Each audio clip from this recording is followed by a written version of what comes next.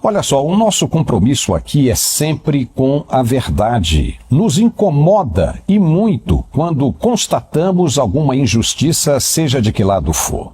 Não podemos deixar passar. E uma dessas injustiças mentirosas aconteceu e a gente registrou.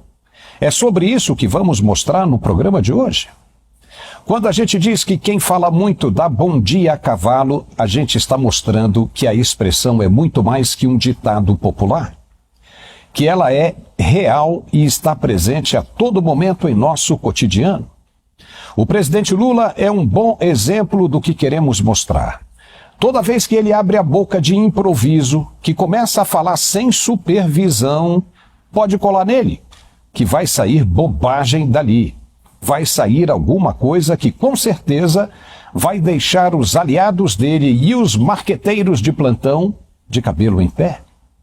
Isso é tão certo como o rio que corre para o mar.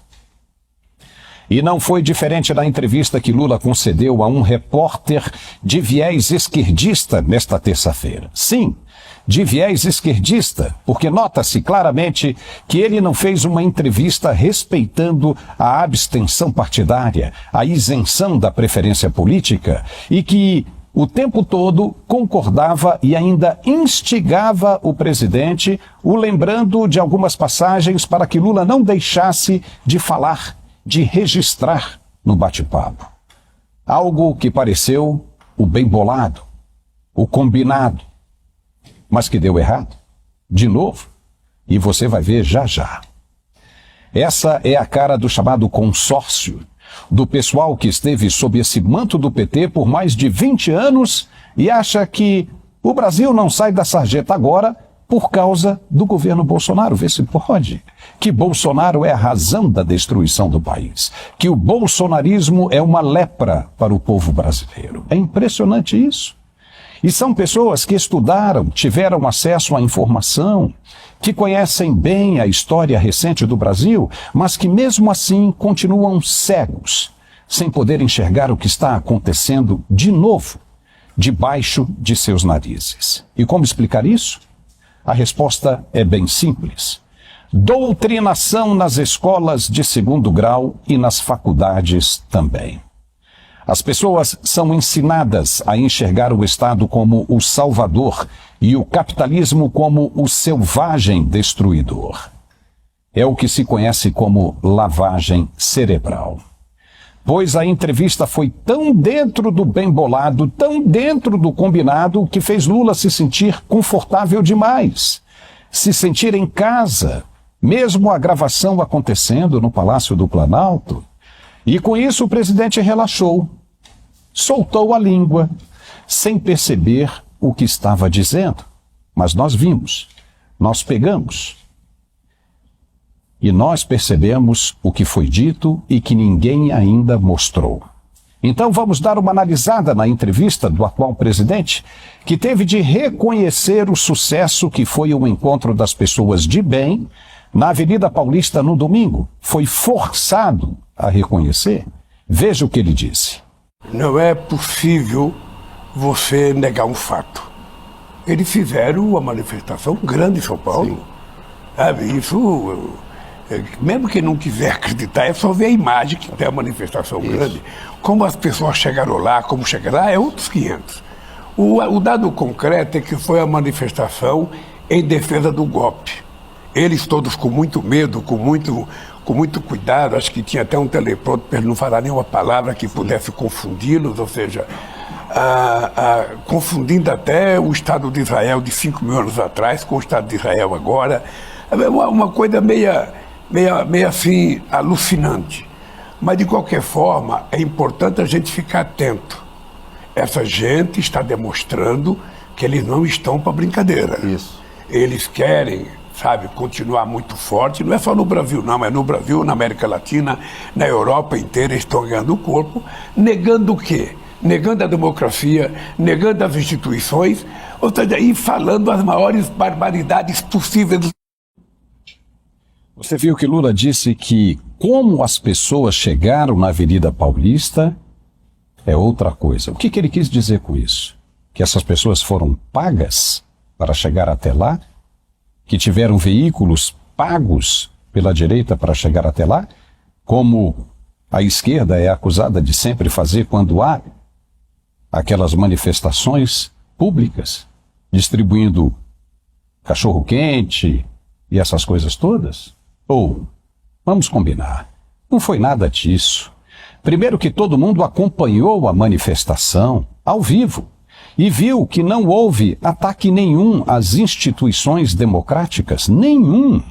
Ninguém negou a democracia, como Lula está dizendo. Se isso tivesse acontecido, eles estariam dizendo abertamente que a eleição de Lula foi roubada, que o pleito foi viciado e coisa e tal. Mas houve isso. Ninguém falou nada. Nada, absolutamente nada disso. Muito pelo contrário. Bolsonaro pediu até para passar uma borracha em tudo do passado e olhar para frente.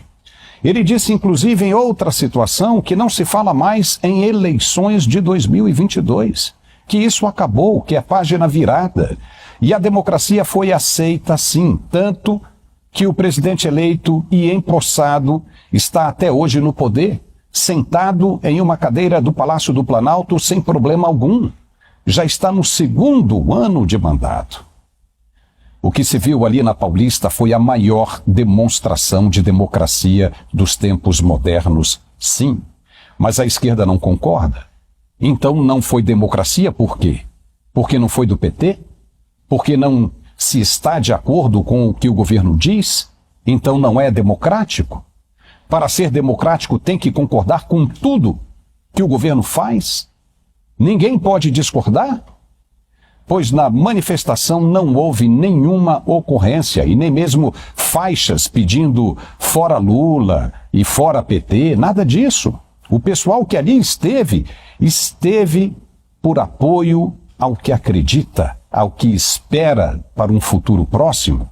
A presença ali na Paulista mostrou que o atual governo está enterrado, está acabado e que não terá chance alguma nas próximas eleições democráticas. Foi a impressão que passou. O povo ou qualquer cidadão tem o direito de se manifestar, de expressar a tendência de seu voto, a sua preferência partidária. E se não for para o PT, então é antidemocrático? Que democracia é essa? Eu posso, como exemplo, não concordar com as ações do governo. E por isso eu sou considerado antidemocrático? Esse conceito de democracia está muito errado. E o que é pior, Lula disse que isso está se espalhando pela América Latina inteira e que o preocupa bastante. Preocupa por quê? Porque as pessoas estão acordando agora?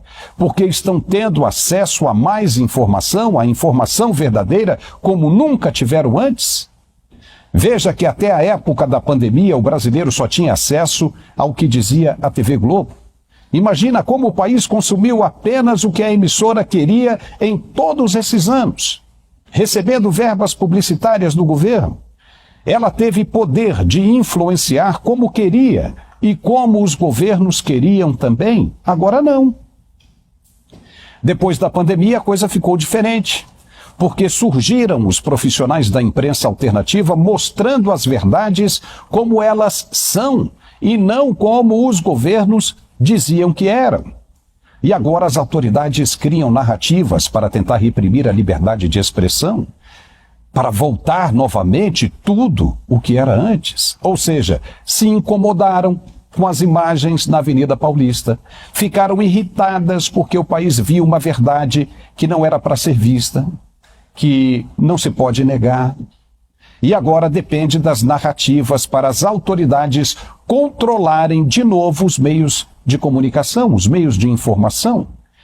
Pois veja o que está passando pela cabeça do presidente Lula, veja.